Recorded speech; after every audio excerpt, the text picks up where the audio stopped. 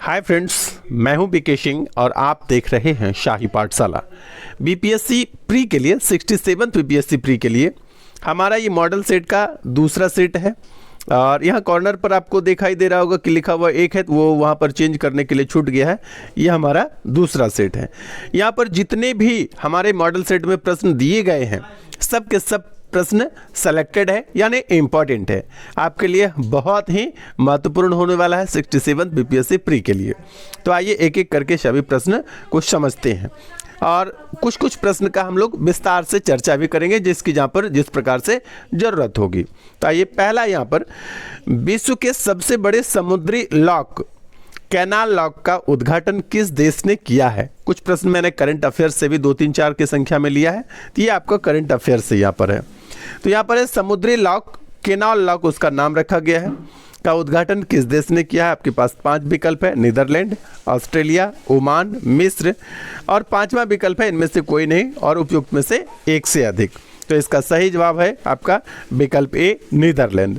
Netherlands जो है, इसका एक जगह है एम्स्टर्डम, एम्स्टर्डम में ही जो है ये कैनाल लॉक का उद्घाटन किया गया है। आइए दूसरा प्रश्न है, हाल ही में विमोचित पुस्तक मेरे हमसफ़र के लेखक कौन हैं? तो ये जो नया पुस्तक विमोचित है मेरे हमसफ़र, इसके लेखक कौन है? विकल्प ए है शशि थरूर, विकल्प बी है एस डोगरा, विकल्प सी है मीनाक्षी लेखी, और विकल्प डी है संजय कुमार, और विकल्प ई भी है इनमें से कोई नहीं और उपयुक्त में से एक से अधिक। तो यहाँ पर आपको मैं बता दूं कि इसका सही जवाब हो जाएगा आपका एस डोगरा। मेरे हमसफ़र पुस्तक के लेखक कौन है? एस डोगरा। सभी के बारे में थोड़ा थोड़ा जान लीजिए। डॉक्टर शशि थरूर की एक वर्तमान में पुस्तक हाल ही में प्रकाशित हुई थी, प्राइस, प्रेजुडिस एंड पंडितरी। ये याद रखिएगा क्योंकि जितने भी मैंने ऑप्शन में भी लिया है सबको इम्पोर्टेंट लिया, सबकी एक नई नई पुस्तक के बारे में मैं बताऊंगा। तो शशि थरूर की जो पुस्तक है प्राइज, प्रेजुडिस एंड पंडितरी, ये डॉक्टर शशि थरूर की हो गई। एस डोगरा का मेरे हमसफ़र, ये याद रखिएगा। दूसरा है मीनाक्षी लेखी। तो मीनाक्षी लेखी के बारे में आप जानिए कि नॉर्थ ईस्ट ऑन व्हीकल अभियान की शुरुआत दिल्ली में किया था मीनाक्षी लेखी ने। और मीनाक्षी लेखी कौन है? तो ये पूर्व न्यायाधीश भी रह चुकी हैं और वर्तमान ये संस्कृति राज्य मंत्री हैं केंद्र में। तो ये हुआ मीनाक्षी लेखी के बारे में। अच्छा, संजय कुमार, संजय कुमार की एक पुस्तक अभी वर्तमान में आया था, अभी मैं जिंदा हूँ गौरैया। गौरैया के बारे में, गौरैया को संरक्षण प्रदान करने के लिए जो है संजय कुमार ने एक पुस्तक लिखा था, अभी मैं जिंदा हूँ गौरैया। ये संजय कुमार की पुस्तक थी। तो ये आपका चारों विकल्प यहाँ से इस प्रकार से है। अब आइए नेक्स्ट तीसरा प्रश्न पर हम लोग चलते हैं। तीसरा प्रश्न है यहाँ, भारत और किस देश की नौसेना के साथ युद्ध अभ्यास पासेक्स 2022 का आयोजन अरब सागर में किया गया है? तो भारत और किस देश के साथ किया गया? आपके पास 5 विकल्प है, फ्रांस, जर्मनी, रूस, जापान, और 5वां है इनमें से कोई नहीं, उपयुक्त में से एक से अधिक। तो इसका सही जवाब हो जाता है आपका विकल्प सी, यानी रूस के साथ जो है, भारत और रूस के साथ नौसैनिक अभ्यास था ये पासेक्स 2022। इसका आयोजन कहाँ पर किया गया? अरब सागर में। नेक्स्ट चौथा है, बिहार पुलिस ने गंभीर अपराध के अपराधियों की गिरफ्तारी और शराबबंदी की कार्रवाई को लेकर किस विशेषज्ञ अभियान, विशेषज्ञ नहीं होना चाहिए यहाँ पर, विशेष अभियान होना चाहिए, ठीक ना, ये इसको टाइपिंग मिस्टेक बोलेंगे, किस विशेष अभियान की शुरुआत किया है? तो किस विशेष अभियान की शुरुआत किया गया है? ए है प्रहार, बी है मेघदूत, सी है अमानत, डी है बाढ़ राहत, और ई है इनमें से कोई नहीं और उपयुक्त में से एक से अधिक। तो आपका यहाँ पर सही जवाब हो जाता है ऑपरेशन प्रहार का जो है शुरुआत किया गया है। क्या कहा था? बिहार पुलिस ने गंभीर अपराध के अपराधियों की गिरफ्तारी और शराबबंदी की कार्रवाई को लेकर किस विशेष अभियान की शुरुआत किया है? तो यहाँ पर क्या है? विशेष अभियान का नाम है प्रहार, ऑपरेशन प्रहार पूरा नाम है, ठीक है। तो आइए इस तीनों ऑप्शन के बारे में भी जानते हैं। मेघदूत, ऑपरेशन मेघदूत जो है ना, ये क्या है? तो ये भारत चीन सीमा पर सियाचिन ग्लेशियर की देख रेख के लिए जो है एक ऑपरेशन चलाया जाता है, ऑपरेशन मेघदूत, ठीक है। अच्छा, ऑपरेशन अमानत क्या है? ऑपरेशन अमानत जो है रेल यात्रियों के खोए हुए सामान की वापसी हेतु जो है एक ऑपरेशन अमानत चलाया गया है, ठीक है। अमानत नाम का एक ऐप लॉन्च किया गया है। तो एक प्रकार का ये ऑपरेशन ही है। और बाढ़ राहत ऑपरेशन जो है ये कोई सरकार के तरफ से ये कोई योजना नहीं है। ऑपरेशन का बोलने का मतलब है यहाँ से योजना से, कोई नई योजना या कोई ऐप इस प्रकार से ये कुछ भी नहीं है। ठीक है, आइए अब अगला चलते हैं हम लोग क्वेश्चन नंबर 5 पर। क्वेश्चन नंबर 5 है, भारत के किस भाग में सर्वाधिक दैनिक तापांतर पाया जाता है? दैनिक तापांतर का मतलब ये हुआ कि 24 घंटा के अंदर अधिक गर्मी भी और सबसे अधिक ठंडा भी। ठीक है, तो दैनिक तापांतर यानी दैनिक ताप में, दैनिक का मतलब है 24 घंटे का समय, तापांतर मतलब ताप का डिफरेंस, अंतर। तो आपके पास 5 विकल्प है। पूर्वी तटीय प्रदेश में, बी है बिहार के मैदानी क्षेत्र में, सी है अंडमान निकोबार द्वीप समूह में, डी है राजस्थान के मरुस्थलीय क्षेत्रों में, विकल्प ई है इनमें से कोई नहीं और उपयुक्त में से एक से अधिक। तो यहाँ पर आपका सही जवाब हो जाता है विकल्प डी, राजस्थान के मरुस्थलीय क्षेत्र में। राजस्थान पे मरुस्थलीय क्षेत्र में क्या होता है, वहाँ पर बालू की वजह से गर्मी अधिक हो जाती है, ताप बहुत अधिक हो जाता है और रात में ठंड भी वहाँ अन्य जगह की तुलना में अधिक हो जाता है। यानी ताप का अंतर जो है, तापांतर जो है राजस्थान के मरुस्थलीय क्षेत्र में सबसे अधिक होता है। आइए अब अगला जानते हैं। क्वेश्चन नंबर 6 है, निम्नलिखित में से कौन सी नदी अमरकंटक पठार से नहीं निकलती है? तो अमरकंटक के पठार से नहीं निकलती है सोन नदी, दूसरा है नर्मदा नदी, तीसरा है महानदी, चौथा है राप्ती नदी। तो यहाँ पर आपका सही जवाब हो जाएगा कि राप्ती नदी जो है अमरकंटक के पठार से नहीं निकलती है। तो राप्ती नदी है क्या? तो राप्ती नदी घाघरा की सहायक नदी है। और घाघरा क्या है? ये गंगा की सहायक नदी है जो पटना के पास, पटना के अपोजिट साइड में गंगा में क्या होता है कि बाईं ओर से, बाईं तट पर से गंगा में मिलती है। ठीक है, तो आपको याद रखना है राप्ती जो है यह घाघरा की सहायक नदी है, राप्ती घाघरा की सहायक नदी है। अब नेक्स्ट है क्वेश्चन नंबर 7। क्वेश्चन नंबर 7 कहता है, भारत को कितने प्राकृतिक प्रदेश में विभाजित किया गया है? विकल्प ए है 4, विकल्प बी 6, विकल्प सी 7, विकल्प डी 8 और विकल्प ई भी है इनमें से कोई नहीं और उपयुक्त में से एक से अधिक। तो आपको यहाँ जवाब देना है कि भारत को कितने प्राकृतिक प्रदेश में विभाजित किया गया है। इसी प्रश्न से रिलेटेड मैंने यहाँ पर एक मैप सेट किया है। ठीक है, तो आपका सही उत्तर हो जाता है विकल्प ए 4। भारत को 4 प्रमुख प्रकृति प्रदेश में विभाजित किया गया है। मैप के हिसाब से भी आप देख सकते हैं, एक है हिमालय पर्वतीय, यहाँ से लेकर के ये जो बीच में नेपाल आ जाता है, ये बीच में भूटान है, ये जो क्षेत्र है आपका जो मैंने अभी लाल किया है ये हो जाता है आपका हिमालय पर्वतीय क्षेत्र। उसके बाद आपका ये काला दिखाई दे रहा होगा यहाँ पर, यहाँ इधर आसाम तरफ भी है, इसको बोलते हैं उत्तर का मैदान। और उत्तर के मैदान के बाद आपको बीच में बहुत बड़ा एरिया ये वाला दिखाई दे रहा होगा, ये है आपका प्रायद्वीपीय पठार। ठीक है, और उसके बाद जो है आपको ये किनारे किनारे किनारे किनारे इस प्रकार से जो है ये पता चल रहा है, ये है समुद्र तटीय मैदान। ये 4 भागों में, 4 प्रकृति प्रदेशों में भारत को बांटा गया है। भारत को मुख्यतः 4 प्रकृति प्रदेश में विभाजित किया जाता है। उत्तर में क्या होता है? पर्वतीय क्षेत्र, बीच में विशाल मैदान, फिर आपका प्रायद्वीपीय पठार और फिर क्या है? तट और द्वीप। तो ये 4 प्रकार हैं। आइए नेक्स्ट है 8 नंबर क्वेश्चन। भारत का सर्वाधिक आबादी वाला द्वीप जो है कौन सा है? विकल्प ए है माजुली, विकल्प बी है अंडमान, विकल्प सी है लक्षद्वीप और विकल्प डी है ये आपका सालसेट। आपको बताना है कि सबसे अधिक आबादी वाला द्वीप कौन सा है, जहां आबादी यानी संख्या लोगों की ज़्यादा है। तो आपका सही उत्तर यहाँ पर हो जाएगा कौन सा? विकल्प डी सालसेट। यानी सालसेट द्वीप पर जो है सर्वाधिक आबादी है। सर्वाधिक आबादी वाला द्वीप कौन सा हो गया? सालसेट। ठीक है, अब आइए, अब नेक्स्ट है क्वेश्चन नंबर 9 है, नाइट्रोजन स्थिरीकरण में निम्न में से कौन से शैवाल भाग लेते हैं? हम लोग पीछे अभी पढ़ रहे थे ज्योग्राफी में, अब आ गए हम लोग बायोलॉजी में। नहीं, नाइट्रोजन स्थिरीकरण की यदि बात होती है तो ये बायोलॉजी का सेक्शन हो जाता है। 4 विकल्प आपके पास है, एनाविना है, विकल्प बी है क्लोरेल्ला है, विकल्प सी है एनाविना तथा, ये तथा जो है ये टाइपिंग मिस्टेक है, तथा नॉस्टॉक, और विकल्प डी है क्लोरेल्ला तथा सारगाशम और विकल्प ई भी है इनमें से कोई नहीं और उपयुक्त में से एक से अधिक। तो यहाँ पर आपका सही जवाब हो जाता है विकल्प सी। विकल्प सी में आपका हो जाता है एनाविना तथा नॉस्टॉक। ये क्या है? तथा लिखा हुआ है, ठीक ना। ये क्या लिखा हुआ है, तथा लिखा हुआ है। तो नाइट्रोजन स्थिरीकरण में कौन सा शैवाल भाग लेता है, तो एनावीना तथा नॉस्टॉक जो है ये शैवाल भाग लेते हैं किसमें, नाइट्रोजन स्थिरीकरण में। आप अच्छे से इसको याद रखिएगा, एनावीना तथा नॉस्टॉक, ये बहुत इंपॉर्टेंट है आपके लिए, किसी भी एग्जाम के लिए और बीपीएससी के लिए खासकर ज़्यादा। आइए दूसरा है बायोलॉजी से क्वेश्चन, डीएनए संश्लेषण तथा हिस्टोन कोशा चक्र की किस प्रावस्था में बनते हैं। क्या कहा, डीएनए संश्लेषण जो होता है ये हिस्टोन कोशा चक्र की किस अवस्था में बनते हैं।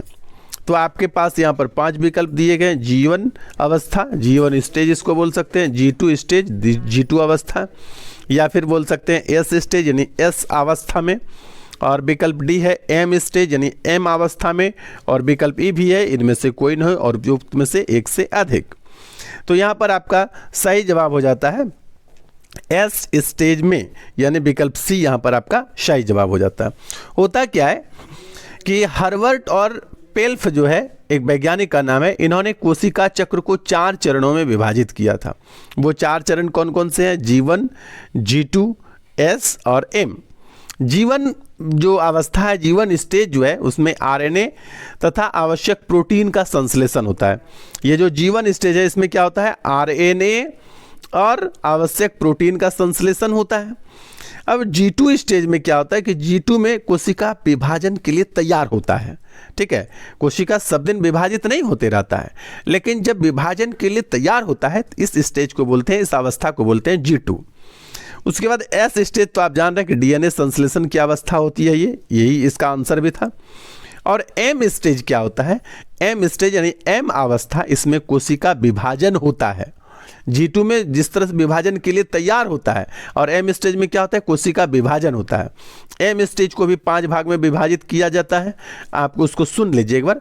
वो मुख्यतः 5 भाग में 4 भाग आप जानिए, प्रोफेज, मेटाफेज, टेलोफेज और एक होता है एनाफेज। लेकिन यहाँ पर एनाफेज की चर्चा जो है हम लोग 2 और भी डिटेल जब कोशिका विभाजन पढ़ेंगे तो वहाँ जानेंगे। और लास्ट स्टेज होता है उसका साइटोकाइनेसिस। तो इस प्रकार से हो गया आपका डीएनए संश्लेषण कहाँ पर होता है, एस स्टेज में। आइए क्वेश्चन नंबर 11 जानते हैं। क्वेश्चन नंबर 11 कहता है कि रंध्रों यानी स्टोमाटा के खुलने में सबसे अधिक प्रभावी प्रकाशीय किरणें है, यानी कौन सी प्रकाश किरण है जो स्टोमाटा रंध्र को खुलने के लिए सबसे प्रभावी किरण होता है। विकल्प आपके पास 5 है। पहला है नीली तरंग दैर्घ्य वाली किरणें, दूसरा है लाल तरंग दैर्घ्य वाली किरणें, तीसरा है सी हरी तरंग दैर्घ्य वाली किरणें, डी है पीली तरंग दैर्घ्य वाली किरणें, विकल्प ई भी है, इनमें से कोई नहीं और उपयुक्त में से एक से अधिक। तो यहाँ पर आपका सही जवाब हो जाता है लाल तरंग दैर्घ्य वाले किरणें। उसके बाद में थोड़ी सी जानकारी आप यहाँ पर लेना चाहें तो ले सकते हैं कि लाल तरंग दैर्घ्य वाली किरणों सबसे ज़्यादा और हरी किरण वाली जो किरणें हैं वो सबसे कम प्रकाश संश्लेषण कराती है। ठीक है, आइए क्वेश्चन नंबर 12 है, कह रहा है प्रेम, शांति, विश्वास और साहस के प्रतीक सांची का स्तूप का निर्माण किसने करवाया था। अब हम लोग हिस्ट्री में प्रवेश कर गए हैं, हिस्ट्री से रिलेटेड भी 2-3 क्वेश्चन होगा यहाँ पर। तो कह रहा है कि सांची का स्तूप का निर्माण जो है किसने करवाया था। आपके पास 5 विकल्प है, चंद्रगुप्त मौर्य ने, सम्राट अशोक ने, बिंबिसार ने, पुष्यमित्र शुंग ने, और इनमें से कोई नहीं या उपयुक्त में से एक से अधिक। तो इसका सही जवाब हो जाता है सम्राट अशोक ने। सम्राट अशोक ने सांची के स्तूप का निर्माण करवाया था। 3री शताब्दी ईस्वी पूर्व में यह निर्माण करवाया था। सांची के स्तूप का निर्माण कब हुआ था, 3री शताब्दी ईस्वी पूर्व में। सर्वप्रथम मास्की और गुर्जरा अभिलेख में अशोक का नाम जो है अशोक मिलता है। अशोक ने राष्ट्रीय भाषा में अशोक के समय का जो उसकी राष्ट्रीय भाषा थी और लिपि जो थी वो क्या थी, भाषा के रूप में ब्राह्मी और लिपि के रूप में नहीं, उसके समय में थोड़ा उल्टा हो गया। यहाँ पर भाषा जो उसकी थी वो पाली थी और लिपि जो थी क्या थी, ब्राह्मी थी। ठीक है, अशोक के समय में उसकी भाषा हो गई आपका पाली और लिपि हो गई ब्राह्मी। ठीक है, आइए अगला प्रश्न है, क्वेश्चन नंबर 13 है। क्वेश्चन नंबर 13 कहता है कि दिल्ली सल्तनत के किस मुगल दिल्ली सल्तनत के किस सुल्तान ने राजत्व संबंधी सिद्धांत की व्याख्या किया था? ये बहुत इंपॉर्टेंट है। आपको मैंने शुरू में ही कहा ना कि जितने भी प्रश्न यहाँ पर लिए गए हैं ना, सब के सब सेलेक्टेड है, यानी इंपॉर्टेंट है आपके एग्जामिनेशन पॉइंट ऑफ व्यू से। इसलिए नियमित रूप से आप शाही पाठशाला का सेट देखा कीजिए, इसको बनाइए। इसका पीडीएफ भी आपको मिल जाता है, पीडीएफ भी आप डिस्क्रिप्शन में जाकर डाउनलोड करके रख सकते हैं। लेकिन पीडीएफ चूंकि इसी वीडियो का पीडीएफ मैं देता हूं तो वहां पर आंसर नहीं है, आंसर के लिए आपको वीडियो ही देखना पड़ेगा, एकमात्र विकल्प है। ठीक है, तो इसका सही जवाब आपका कौन सा हो जाएगा? 4 विकल्प 5 विकल्प आपके पास है, सबको सुन लीजिए। कुतुबुद्दीन ऐबक, बी है इल्तुतमिश, सी है अलाउद्दीन खिलजी, डी है गयासुद्दीन बलबन और विकल्प ई भी है। इनमें से कोई नहीं और उपयुक्त में से एक से अधिक। तो इसका सही जवाब हो जाता है यहाँ पर विकल्प डी, गयासुद्दीन बलबन। गयासुद्दीन बलबन जो है राजत्व संबंधी सिद्धांत के तहत बलबन ने स्वयं को नियावत एक खुदाई अर्थात खुदा का प्रतिनिधित्व घोषित कर दिया था। उसने सुल्तान को जिल्लल्लाह यानी ईश्वर की छाया कहा। किसने? गयासुद्दीन बलबन ने। सुल्तान बनते ही बलबन ने चालीसा दल, जो इल्तुतमिश के द्वारा बनाया गया था चालीसा दल, 40 तुर्क सरदारों का एक दल था, चालीसा दल को उन्होंने क्या किया था? बलबन ने भंग कर दिया, समाप्त कर दिया था। ठीक है, अब आइए अगला प्रश्न है, स्वराज पार्टी का गठन निम्नलिखित में से किसने किया था? तो स्वराज पार्टी का गठन किसने किया था, ये यहां पर आपको जानना है। विकल्प 5 है आपके पास, बाल गंगाधर तिलक, विकल्प बी है एनी बेसेंट, विकल्प सी है CR दास और मोतीलाल नेहरू, विकल्प डी है विट्ठल भाई पटेल और विकल्प ई भी है। इनमें से कोई नहीं और उपयुक्त में से एक से अधिक। तो यहाँ पर इसका सही जवाब हो जाता है आपका CR दास और मोतीलाल नेहरू। स्वराज पार्टी का गठन किसने किया था? CR दास और मोतीलाल नेहरू ने किया था। बाल गंगाधर ने कहा था स्वराज हमारा जन्मसिद्ध अधिकार है। ठीक है, स्वराज पार्टी का गठन उन्होंने नहीं किया था। CR दास ने मोतीलाल नेहरू के सहयोग से कांग्रेस के भीतर ही एक नई पार्टी स्वराज पार्टी का गठन किया था। वर्ष 1925 में CR दास यानी चित्तरंजन दास की मृत्यु हो गई, जिसके कारण बाद में यह पार्टी जो है वो बिखर गया था। वर्ष 1922 ईस्वी में कांग्रेस का वार्षिक अधिवेशन गया में हुआ था, बिहार के गया में हुआ था और इस अधिवेशन की अध्यक्षता चित्तरंजन दास यानी CR दास ने किया था। अब आइए नेक्स्ट है, क्वेश्चन नंबर 15 है, किस वायसराय के शासनकाल में स्वदेशी आंदोलन चलाया गया था? विकल्प ए है लॉर्ड कर्जन, विकल्प बी है लॉर्ड डफरिन, विकल्प सी है लॉर्ड रिपन, विकल्प डी है लॉर्ड लीटन और विकल्प ई भी है। इनमें से कोई नहीं और उपयुक्त में से एक से अधिक। तो यहां पर आपका सही जवाब हो जाता है क्वेश्चन नंबर 15 का ए, लॉर्ड कर्जन। यानी लॉर्ड कर्जन के समय में शासनकाल में स्वदेशी आंदोलन चलाया गया था। स्वदेशी आंदोलन एक्चुअली बंग भंग आंदोलन को स्वदेशी आंदोलन कहते हैं। ठीक है, कर्जन के शासन काल की ये सबसे महत्वपूर्ण घटना थी बंग भंग आंदोलन। इसी बंग भंग आंदोलन को क्या कहते हैं? स्वदेशी आंदोलन। वर्ष 1904 में कर्जन ने टॉमस रेले की अध्यक्षता में एक विश्वविद्यालय आयोग का गठन किया था। कर्जन के समय की कुछ महत्वपूर्ण घटनाएं मैं आपको यहां पर बता देता हूं। और अकाल से निपटने के लिए सर एंटनी मैकडोनाल्ड की अध्यक्षता में अकाल आयोग का गठन किया गया था। ठीक है, यह भी कर्जन के समय में हुआ था। 19 जुलाई 1905 ईस्वी को पहली बार बंगाल विभाजन की विधिवत घोषणा हुई थी और ये कर्जन के समय के सबसे शर्मसार कर देने वाली घटना थी बंगाल विभाजन। ठीक है, आइए क्वेश्चन नंबर 16 पर आते हैं। निम्नलिखित में बिहार के सर्वोच्च श्रृंग हैं। ये बिहार से रिलेटेड आपका, जैसे बिहार ज्योग्राफी कह सकते हैं इसको, बिहार ज्योग्राफी से रिलेटेड स्पेशल प्रश्न हो गया। श्रृंग का मतलब होता है ऊंचा प्लेस। ठीक है, ऊंचा, श्रृंग का मतलब हुआ ऊंचा, गर्त का मतलब होता है नीचा। तो यहां से पूछा जा रहा है कि निम्नलिखित में से बिहार की सर्वोच्च श्रृंग है? रामेश्वर श्रेणी, कैमूर का पठार, खड़गपुर की पहाड़ी और राजगीर की पहाड़ी और विकल्प ई भी है। इनमें से कोई नहीं और उपयुक्त में से एक से अधिक। तो यहाँ पर आपका सही जवाब हो जाएगा विकल्प ए, रामेश्वर की पहाड़ी। यानी बिहार का सबसे सर्वोच्च श्रृंग जो है वो रामेश्वर श्रेणी है। तो रामेश्वर श्रेणी है क्या? तो रामेश्वर श्रेणी के बारे में जानिए कि यह समुद्र तल से 874 मीटर ऊंचा है। ठीक है, बिहार के उत्तर पश्चिम तराई क्षेत्र में यानी चंपारण जिला की बात हो रही है। क्या है कि ये श्रृंग जो है, रामेश्वर श्रेणी जो है, यह स्थित है। हिमालय की ये एक कहिए कि हिमालय का हिस्सा हो जाता है, हिमालय का तराई भाग हो जाता है। तो ये सोमेश्वर श्रेणी जो है, सोमेश्वर की पहाड़ी जो है, ये हिमालय का एक हिस्सा बन गया। हिमालय नवीन वलित पर्वत का उदाहरण है। तो सोमेश्वर श्रेणी भी क्या हुआ, नवीन वलित पर्वत का उदाहरण हो गया। अब आइए क्वेश्चन नंबर 17 पर आते हैं। 5 बहनों, ये मैथमेटिक्स पर हम लोग आ गए हैं। 5 बहनों की औसत आयु 9 वर्ष है। यदि हम माँ की आयु जोड़ दें तो औसत में 7 वर्ष बढ़ जाती है। अब आपको माँ की आयु ज्ञात करनी है, ठीक है। चलिए, तो 5 बहनों की औसत आयु 9 वर्ष है। तो आप यदि 5 बहनों की कुल आयु की बात करेंगे ना, तो ये हो जाएगा 9 गुना 5 यानी 45 वर्ष। 5 बहनों की कुल आयु कितनी हो गई, 45 वर्ष। इसके बाद आपका क्या हो जाता है, माँ सहित 5 बहनों यानी 6 लोगों की, माँ भी और 5 बहन भी, 6 लोगों की कुल आयु कितना हो जाएगा, तो औसत हो जाएगा आपका 9 पहले था और 7 बढ़ जाता है, यानी अभी है औसत 16, कुल 6 लोग, यानी 16 गुना 6 96 वर्ष, ठीक है।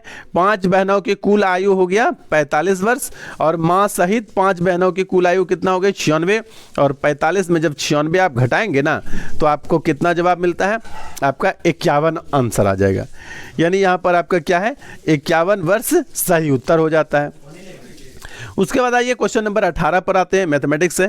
यहाँ पर है, यदि 3 to the power x plus 8 बराबर 27 to the power 2x plus 1 हो तो x का मान ज्ञात कीजिए, ठीक है।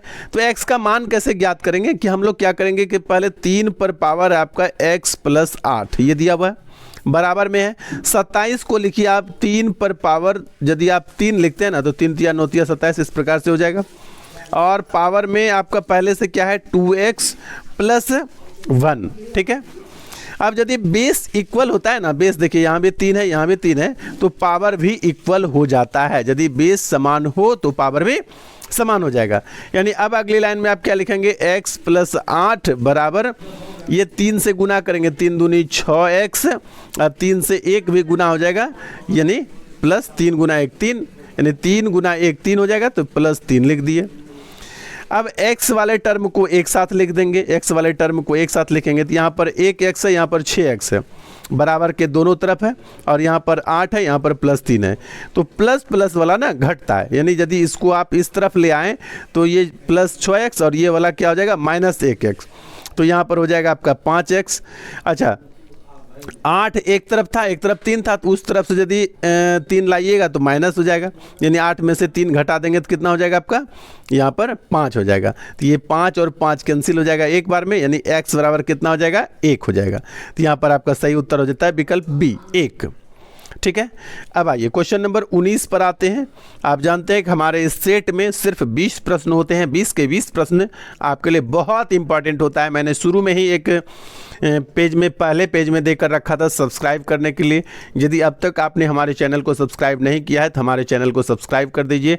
हम आपके लिए बहुत मेहनत से वीडियो बनाते हैं, इसलिए और नियमित रूप से इस वीडियो को देखते रहने के लिए आपको जरूरी बनता है कि आप चैनल को सब्सक्राइब कर दीजिए, वीडियो को लाइक कर दीजिए। आइए 19वां नंबर प्रश्न है आपका, क्या कहता है 19वां नंबर प्रश्न कहता है कि प्राइवेट सेक्टर के साथ साथ पब्लिक सेक्टर का सह अस्तित्व होना किस अर्थव्यवस्था का उदाहरण है। इकोनॉमिक्स का ये प्रश्न हो जाता है। 5 विकल्प आपके पास है। विकल्प ए है समाजवादी, विकल्प बी है पूंजीवादी, विकल्प सी है मिश्रित, विकल्प डी है समाजवादी और पूंजीवादी दोनों, ठीक है, और विकल्प ई है इनमें से कोई नहीं और उपयुक्त में से एक से अधिक।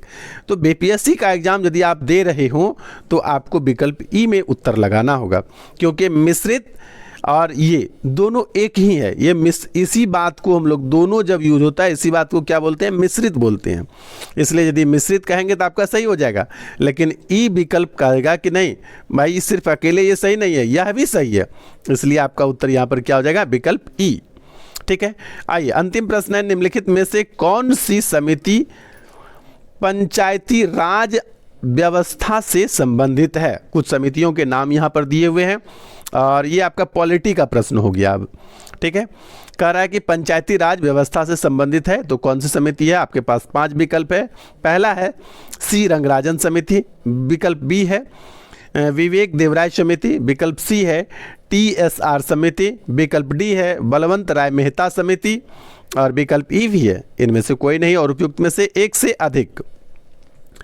तो आपका यहाँ पर सही जवाब हो जाता है विकल्प डी, बलवंत राय मेहता समिति जो है यह पंचायती राज व्यवस्था से संबंधित है। बलवंत राय मेहता समिति पंचायती राज व्यवस्था से संबंधित है। तो बाकी किससे कौन रिलेटेड है इसको भी समझ लेते हैं। पहला है सी रंगराजन समिति, इसका संबंध गरीबी आकलन से है। ठीक है, इकोनॉमिक्स के प्रश्न जब पढ़ेंगे गरीबी आकलन करने का कितने नियम है, किन किन तरीकों से पढ़ते हैं, तो उसी में से सी रंगराजन समिति क्या है, गरीबी आकलन करने से है। उसके बाद दूसरा विकल्प है आपके पास विवेक देवराय समिति। विवेक देवराय समिति के समय में क्या होता कि रेल बजट और आम बजट अलग अलग था ना, दोनों को मिक्स करके एक कर दिया गया, दोनों को मर्ज कर दिया गया। इसी विवेक देवराय समिति की अनुशंसा पर रेल बजट को आम बजट में मिक्स कर दिया गया। वर्तमान में रेल बजट और आम बजट अलग अलग नहीं प्रस्तुत किया जाता, जबकि पहले क्या था, रेल बजट अलग से प्रस्तुत किया जाता था और आम बजट जो है वो अलग होता था। वर्तमान समय में रेल बजट और आम बजट एक साथ प्रस्तुत किया जाता है। इसी विवेक देवराय समिति की अनुशंसा पर यह काम किया गया। अब तीसरा विकल्प है आपका TSR समिति। तो TSR समिति का संबंध जो है भारतीय पर्यावरण सेवा से है। ठीक है, तो इस प्रकार से नियमित रूप से आप शाही पाठशाला के साथ बने रहें। सभी के सभी प्रश्न आपके एग्जामिनेशन पॉइंट ऑफ व्यू से बहुत इंपॉर्टेंट होता है।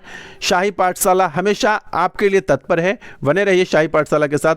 आज के लिए इतना ही, धन्यवाद।